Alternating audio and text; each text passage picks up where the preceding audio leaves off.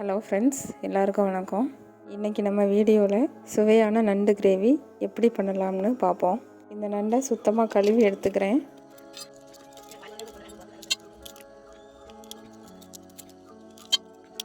இந்த நண்டு கிரேவிக்கு ஒரு பேஸ்ட் ரெடி பண்ணிக்க போகிறேன். அது எப்படி ரெடி பண்ணலான்னு பார்ப்போம். இந்த பேஸ்ட் ரெடி பண்ணுறதுக்கு ஃபஸ்ட்டு ஒரு கடாயில் 1 ஸ்பூன் மிளகு, 1 ஸ்பூன் ஜீரகம், 1 ஸ்பூன் சோம்பு எல்லாத்தையும் ஃபஸ்ட்டு வறுத்து எடுத்துக்குவோம்.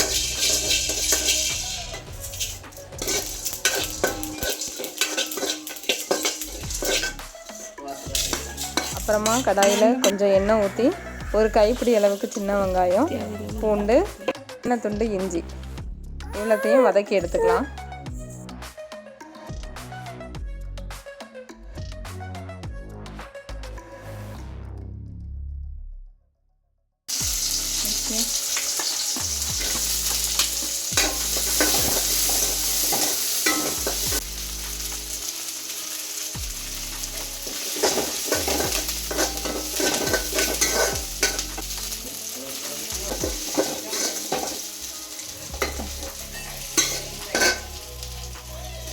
இது நல்லா வதங்கிடுச்சு. இப்போ ஒரு கிண்ணத்தில் கொட்டி ஆற வைக்கிறேன். இப்போ நண்டு கிரேவி செய்ய ஆரம்பிப்போம். ஒரு கடாயில் எண்ணெய் ஊற்றி கடுகு, கொஞ்சம் கருவேப்பிலை, சின்ன வெங்காயம் போட்டு நல்லா வதக்கலாம்.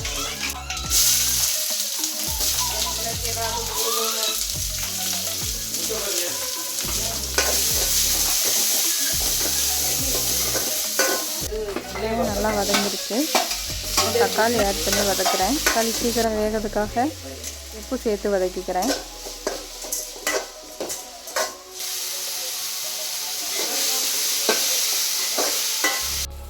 இப்போ தக்காளி நல்லா வதங்கிடுச்சு. இது கூட நண்டு சேர்த்து வதக்கிக்கிறேன். இந்த நண்டு பச்சை வாசம் போகிற வரைக்கும் வதக்குறேன். இது ஒரு பக்கம் வெந்துட்டே இருக்கட்டும். இப்போ நம்ம அந்த பேஸ்ட்டு ரெடி பண்ணிடுவோம். நம்ம வதக்கி வச்சுருக்க பொருள் கூட கொஞ்சம் தேங்காய் சேர்த்து அரைச்சி எடுத்துக்கிறேன்.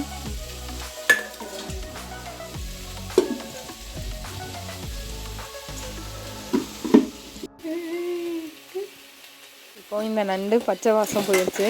இது கூட கொஞ்சம் மஞ்சள் சேர்த்து வதக்கிக்கிறேன்.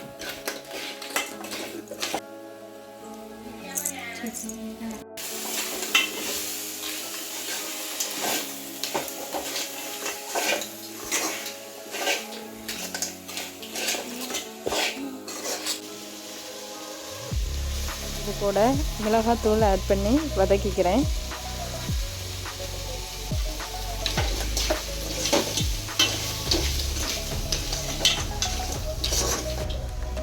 மிளகாத்தூள் பச்சை வாசம் போனதும் நம்ம அரைச்சி வச்சுருக்க பேஸ்ட்டை இதில் ஆட் பண்ணிக்கோங்க. இந்த நண்டு கிரேவிக்கு எப்பயுமே கொஞ்சம் காரம் அதிகமாக இருந்தால் தான் நல்லாயிருக்கும். அதனால் காரம் கொஞ்சம் அதிகமாகவே சேர்த்துக்கோங்க.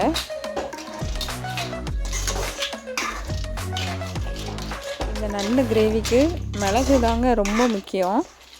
மிளகு நீங்கள் 2 ஸ்பூன் கூட ஆட் பண்ணிக்கலாம்.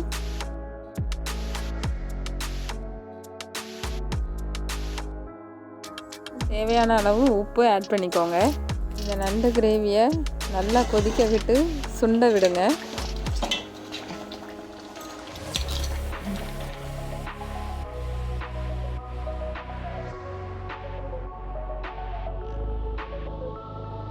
அளவுக்கு கிரேவியை நல்லா சுண்ட வச்சுக்கோங்க.